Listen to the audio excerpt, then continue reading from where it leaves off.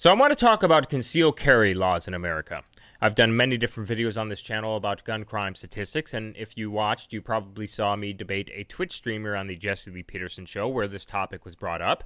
Typically, liberals will like to make the argument that more lax gun laws in certain states will increase violent crime, increase murder rates, etc., etc., etc. Well, I pulled out my chart and I showed him that within Vermont, Maine, Idaho, New Hampshire, Wyoming, 6 states where they have the most lax gun laws in the country, they actually have the lowest homicide rate in the country.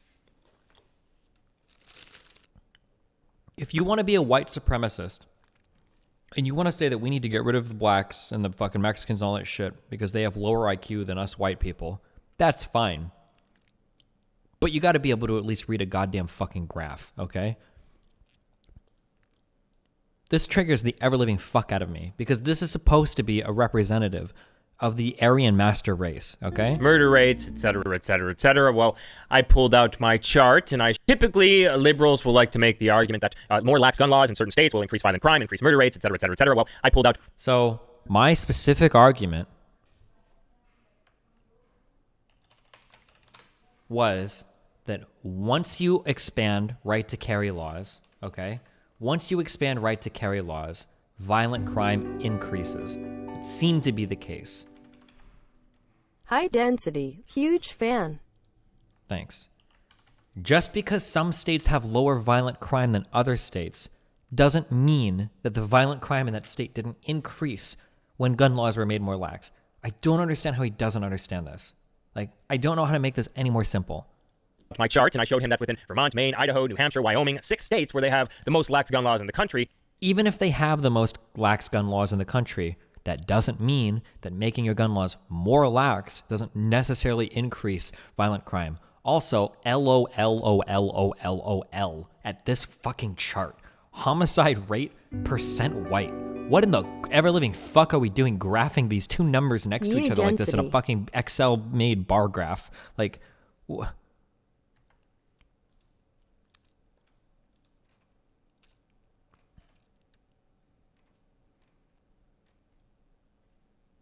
I don't know. Okay. They actually have the lowest homicide rate in the country. So by that theory, you would think that those states would be some of the most dangerous states in America, but no, not necessarily. No, for a million reasons why we could think. Not necessarily. No. In fact, they are not. So we're going to dig into some statistics here with you today to see if before the concealed carry laws were enacted in these states, was the murder rate higher, was the homicide rate higher? And I actually got Destiny. There we go. Thank you. Maybe we'll see some data about that.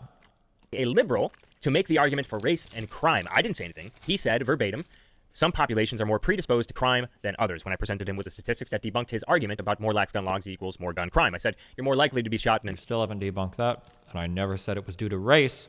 I said that some people might be more predisposed towards crime. That doesn't mean black people. An area like Chicago or California or some of these other states with more strict gun laws, then you are... If you want to get fucked up, take a drink every time he says Chicago in this video, because I guarantee you he's going to say it at least 30 fucking times. Are in Idaho or Wyoming or Vermont or New Hampshire and Maine, to which he replied, well, I think some populations are more predisposed to committing crime than others. But perhaps making it more difficult to acquire a firearm legally in Indiana would reduce the likelihood of a firearm being given to somebody and then travel illegally to Chicago to commit a crime. Why, well, I guess here's my question. Why is Vermont not making New York as dangerous as Chicago? If your theory is correct, that because you can purchase weapons so easily in Indiana and then illegally transfer them from Indiana to Chicago, why is Vermont not making New York as dangerous as Chicago? It's possible that the populations of places like Vermont aren't as predisposed towards committing crime as other populations. So if you watch this debate, you saw me statistically... What if things like higher population density might be one of those things that predisposes people towards committing crime?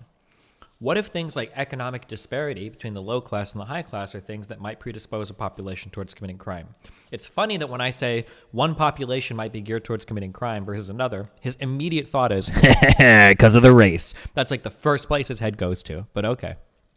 Debunk him on concealed carry laws. You saw me statistically debunk him on the Australian gun buyback program, where I showed that the homicide rate of America per 100,000 actually had a larger decrease than in Australia, where the gun buyback program happened, and actually within a 6-year period.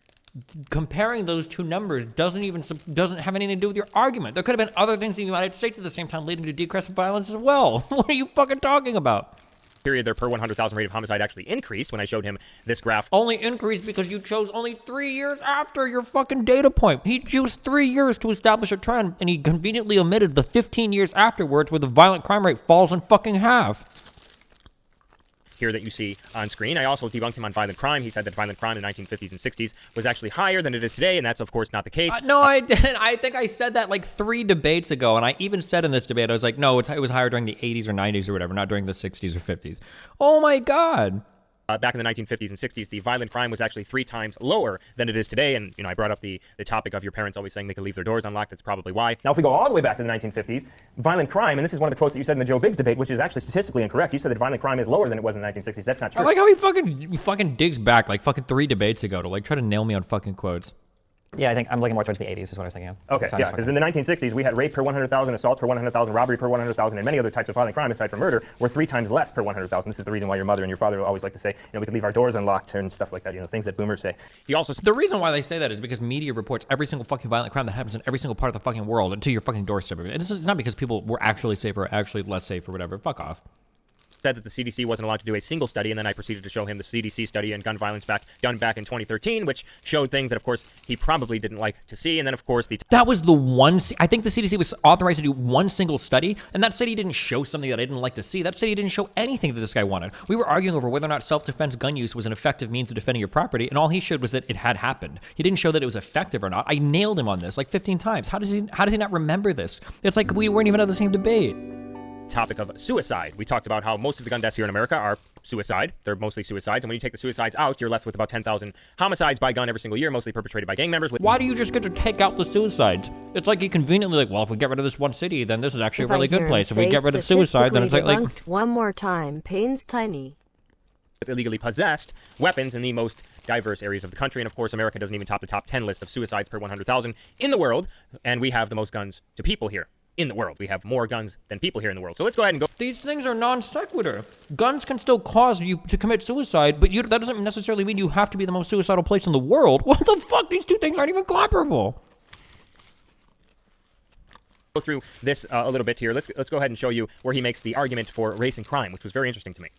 The more lax a state is with their gun laws, whether or not you need a permit to conceal carry, whether or not you need a permit to buy certain firearms, the more lax a state is, the more likely you are to die in that state due to a firearm as well. It's a pretty easily observed. I mean, that's strange because it looks like you're more likely to die in a place like Chicago, for instance, than New Hampshire or Maine or Idaho or any of these other states with permitless concealed carry. You are. They have higher homicide rates. So then they put the graph on the screen of mass shootings, which, I mean, it doesn't even matter. Mass shootings or crime, it doesn't matter. You're more likely to Notice that none of these are adjusted for fucking population. What the fuck kind of disingenuous fucking bullshit is this? California's a population of what, like fucking 20 million fucking... How many people live in California? Are like 30 million people? 29 million people? What is it, California? I'm sorry, 39 million people. And then you fucking charge that alongside fucking Kansas? It has like fucking 2,000 people that live in the whole fucking state? Why... Like, real nice fucking argument, dude. And you can see Vermont, Maine, Idaho, they've had no mass shootings according to the Mother Jones database, which has gathered the data on mass shootings since 1982. But it doesn't matter. Either way, you're more likely to be shot in California with more strict gun laws. You're more likely to be shot in, I don't know, Illinois with more strict gun laws. You're more likely to be shot in many different states with more strict gun laws than you are in Vermont, Maine, Idaho. And Vermont, for instance, the reason why concealed carry is sometimes referred to as Vermont carry is because pretty much Vermont has had concealed carry laws forever. Even liberals have guns in Vermont. But that doesn't change anything I've said other than trying to shoo the violence off onto certain groups of people. So there you go. He says you're trying to shoo the violence off onto certain groups of people, but then he proceeds to actually make that argument for himself, where he says that certain populations are more predisposed to crime than others. A very selective with his wording there. And here's a graph that I presented here. Boise, Idaho. You can see the demographics there. You can see the demographics in. This guy's such a fucking... I wish that I could, like, if I could at least talk to somebody that was, like, very intelligent, and he's like, I am a member of the master race, then fine. But, like, when you can't even read a fucking graph, how are you unironically going to sit here and tell me that you've been, like, fucking blessed with God's fucking genetic intelligence? Like, come on, dude. Little Rock, Arkansas. So Little Rock, Arkansas carries most of the crime for Arkansas. Anchorage carries most of the crime for Alaska. And then once again, if the argument is more lax gun laws equals more gun crime, that's completely debunked by just looking at New Hampshire, Maine, Idaho, Wyoming, and a couple of other states, actually. But perhaps making it more difficult to acquire a firearm legally in Indiana would reduce the likelihood of a Why are firearm being people given to criticizing somebody and then travel legally to reparations? Aren't African Americans representative of only 13% of our population? Out of that, reparations can be targeted towards poorer communities, which would further reduce the amount of people who would receive it. Yeah, but I don't think I just don't think giving money to people is like a good policy.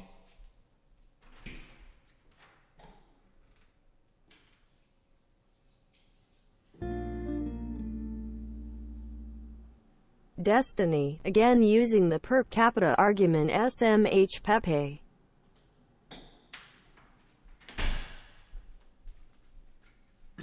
Like, think of like a poor family that you know, and then give them like $50,000. Is that like gonna? Are they really gonna like measurably improve their situation, or are they gonna buy like a car and then like waste it all like instantly? I don't know. Chicago to commit a crime. Why? Well, So basically, the argument is that I always hear from the left is that, you know, if we reduce the ease of purchasing firearms legally in Indiana, then the violence in Chicago would go down. Well, that's completely debunked by just looking once again at Vermont. So if that theory was correct, then Vermont would How is that debunked by looking from? Oh my god! Oh my god! He's so dumb. He doesn't know what he's talking about. make New York as dangerous as Chicago or more dangerous than Chicago, since the gun laws There could be other factors in Vermont or Chicago or New York that make these populations more likely to commit crime than other things. Like, why can't he just say, like, I hate black people? Why can't he just start off with that? And then we can work from fucking there. Let's have a debate on fucking race realism. are more lax in Vermont than they are in Indiana. Idaho would make Seattle more dangerous than Chicago, since Idaho's gun laws are more lax than Indiana. So these are the arguments that are very easily debunkable through statistics, just showing the concealed carry states with the highest population, the highest white non-Hispanic population. And then once that's presented to him, then he goes in and makes the case for race and crime himself. Take a listen. I guess here's my question.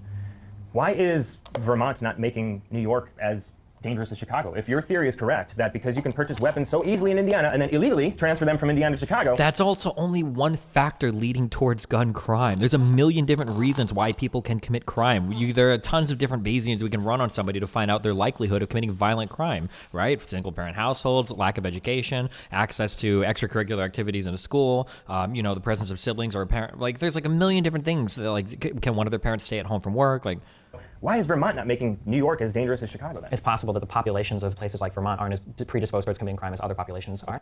And what about Idaho? Idaho Probably similar. That would be right? So there you go. So he made the argument for race and crime. why do you think populations mean race?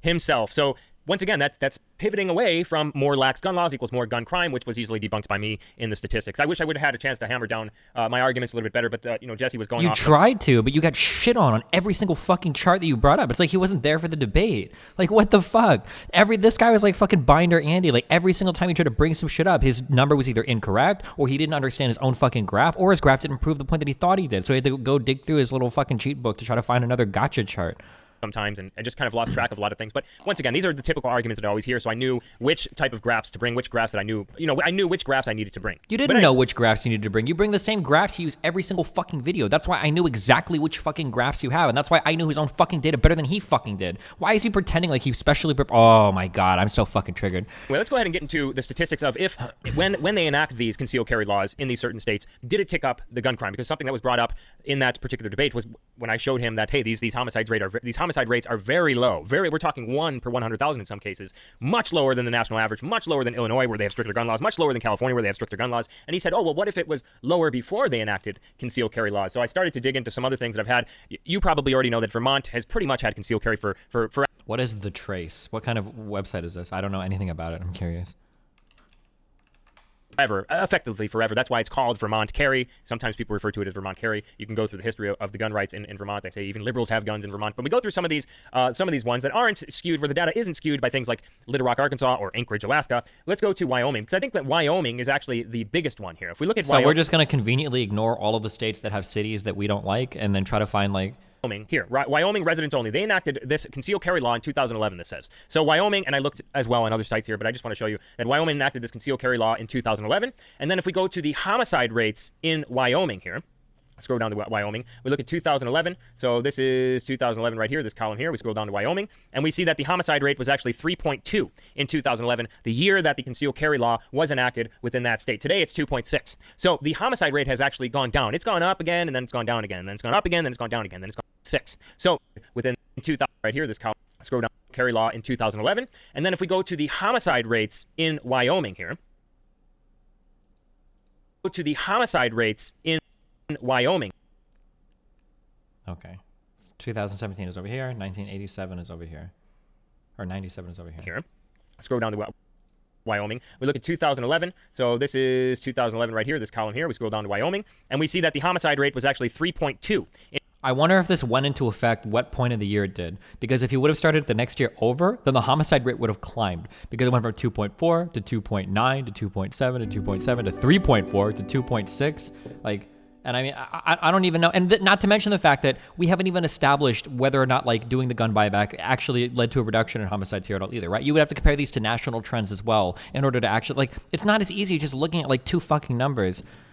In 2011, the year that the concealed carry law was enacted within that state. Today, it's 2.6. So the homicide rate has actually gone. Yeah, because like the previous, because I could say, because if we just want to do one, if we want to be like one number Andy, then I could say, well, let's look at when there wasn't concealed carry laws in effect. The year before, the homicide rate was only 1.4. And now that you've got concealed carry laws, now it's all the way up to 2.5. And before that, it was only 2.0, 1.9. Oh, 3.1 was an outlier year. 1.7, 2.2. Like we can play this fucking dumb fucking game all day. We're like cherry picking single fucking numbers. How can you be so fucking statistically illiterate and then try to, oh my god, down. It's gone up again, and then it's gone down again, and then it's gone up again, then it's gone down again, then it's gone up again, then it's gone down again. And this is the rates. This is the point that I was making in that video, is that in that debate, is that you look at Vermont, Maine, Idaho, New Hampshire, and some of these states where they have the most lax gun laws in the country, and the homicide rate has remained relatively the same over the past 15 to 20 year period. And you can find the data on that very easily. So the argument that more lax gun laws equal more gun crime is completely debunked, which is why he jumped to some populations are more predisposed to violent crime. And then we can also go to New Hampshire, same thing. They enacted. Do you think he just never says black people, or?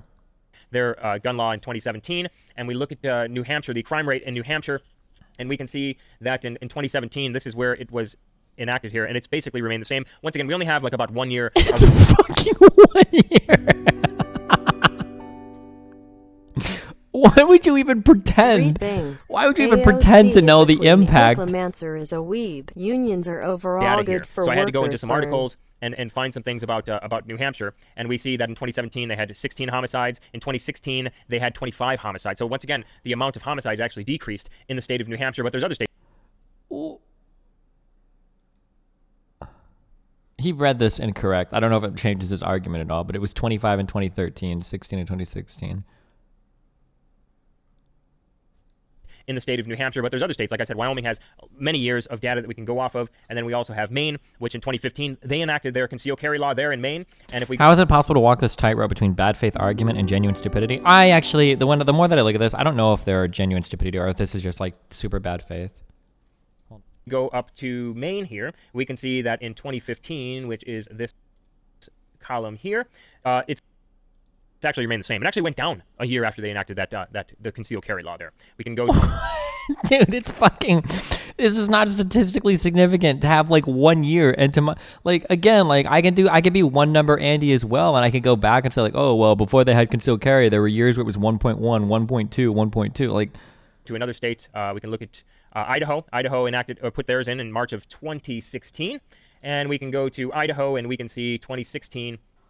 Idaho was 2.9, and it went from 2.9 to 1.9, so it dropped a point per 100,000 there in Idaho. So once again, completely debunked, and this is the reason why he made the race and crime argument, but he did it in a very articulate way where most people listening to him wouldn't know what he was talking about. Idaho has actually just voted recently to lower the age to carry a concealed handgun in their state. So debunked on concealed carry, debunked on Australia gun buyback program, debunked on violent crime being higher in the 60s and 50s, and I used his words, his statements from other debates and I made sure that I went through some of the debates that he's participated in. I used his words, asked him if he still believed them to be true, and I think pretty much every time he said no, I probably misspoke on those particular occasions, more particularly the case where he said that America has the highest gun homicide rate of any nation in the world, to where I replied that no, it doesn't. Honduras, Brazil. Oh my God, dude. In the context of the debate that I have is I was comparing us to other first world countries. When I talk about gun violence in the United States, I'm not going to fucking compare my country to fucking Honduras. Oh my God, dude.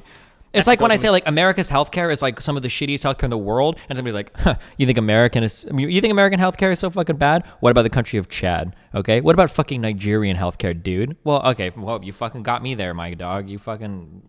These other countries where guns are illegal there, you can't legally obtain a firearm there. They have 60 times less firearms than we do here, and yet they have 6 times. Yeah, what about Syria, dog? Higher. Have you seen their gun violence in 2013? Gun homicide, and the typical response, I knew this was coming, he said, well, it's because we can't compare ourselves to those nations. We shouldn't compare ourselves to those nations. But if the gun laws are the things that we're talking about, if making guns illegal will quell gun violence, then why isn't it there? Well, okay, then fine. If you want to compare us to only developed nations, to only white nations, well, then we have to look at the gangs, to which I showed him a chart. Just say it. Just say you hate black people. I know you want to. Just fucking say it, man. Just let them have it. That showed that America has 33,000 gangs here in this country, more gangs to people than any other developed country, any other white country in the world, and most of the gun crime, he already conceded in that debate, is perpetrated by gang members with illegally possessed weapons. Sure, maybe half of them were legally obtained at some point, and then now they're just being trafficked around in Chicago. 90% of the crime guns, according to the Chicago Police Department, are illegally possessed. So, once again, only the ones that follow the law will follow the law. The ones that don't won't and never will. And this is the reason why I believe... What, if that is honest to God, if that's your mentality for anything, why do we have any fucking laws at all? Like, why not just have no laws or whatever, and then the people that'll do good things will do good things, and the people that'll do bad things will do bad things? Like, why not just make everything legal? Like...